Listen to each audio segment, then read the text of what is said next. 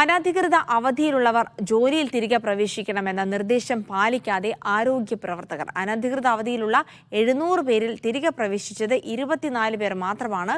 ഒരു മാസം മുൻപാണ് അനധികൃത അവധിയിലുള്ളവർ തിരികെ എത്തണമെന്ന് ആരോഗ്യവകുപ്പ് നിർദ്ദേശം നൽകിയത്. തിരികെ ജോലിയിൽ പ്രവേശിക്കാത്തവരെ പുറത്താക്കാനുള്ള നടപടികൾക്കൊരുങ്ങുകയാണ് ആരോഗ്യവകുപ്പ്.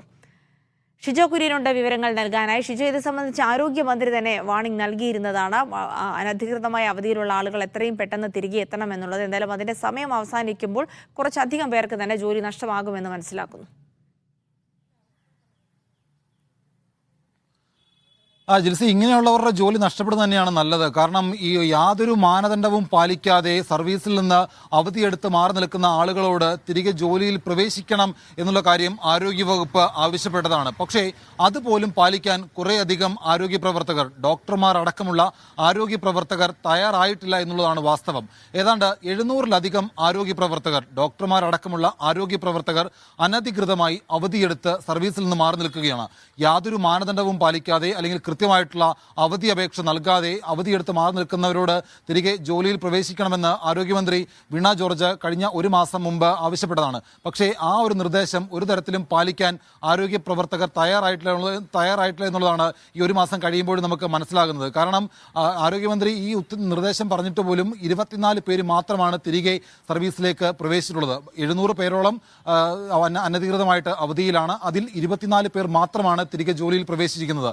ബാക്കിയുള്ളവരെ സർവീസിൽ നിന്ന് ടെർമിനേറ്റ് ചെയ്യാനുള്ള നീക്കങ്ങളുമായിട്ട് ആരോഗ്യവകുപ്പ് മുന്നോട്ട് പോവുകയാണ്. എന്തായാലും കർശനമായിട്ടുള്ള നിർദ്ദേശം ആരോഗ്യമന്ത്രി കൊടുത്തിട്ടും അത് പാലിക്കാത്തവർക്കെതിരെ കർശനമായിട്ടുള്ള നടപടി തന്നെ ഉണ്ടാകുമെന്നും ആരോഗ്യമന്ത്രി പറയുന്നുണ്ട്. അതോടൊപ്പം തന്നെ എടുത്തു കാണേണ്ടത് മഴക്കാലമാണ്, രോഗികളുടെ എണ്ണം വലിയ തോതിൽ കൂടുന്നുണ്ട്. അപ്പോൾ ആരോഗ്യ പ്രവർത്തകർ ആശുപത്രിയിൽ കൃത്യമായിട്ട് ഡ്യൂട്ടിയിൽ ഉണ്ടാവേണ്ടത് അവരുടെ ഉത്തരവാദിത്തമാണ്. അതിനനുസരിച്ച് ആരോഗ്യ വകുപ്പ് കൃത്യമായുള്ള കാര്യങ്ങൾ ചെയ്യുന്നുമുണ്ട്. പക്ഷേ അത് പാലിക്കാതെ വരുന്ന ആരോഗ്യ പ്രവർത്തകർക്കെതിരെ കർശനമായിട്ടുള്ള നടപടി എടുക്കുമെന്ന് തന്നെയാണ് ആരോഗ്യമന്ത്രി വീണ ജോർജ് ഇപ്പോൾ അറിയിച്ചിരിക്കുന്നത്. എന്തായാലും 700 ഡോക്ടർമാരടക്കമുള്ള ആരോഗ്യ പ്രവർത്തകർ അനധികൃതമായിട്ട് അവധിയിലാണ്.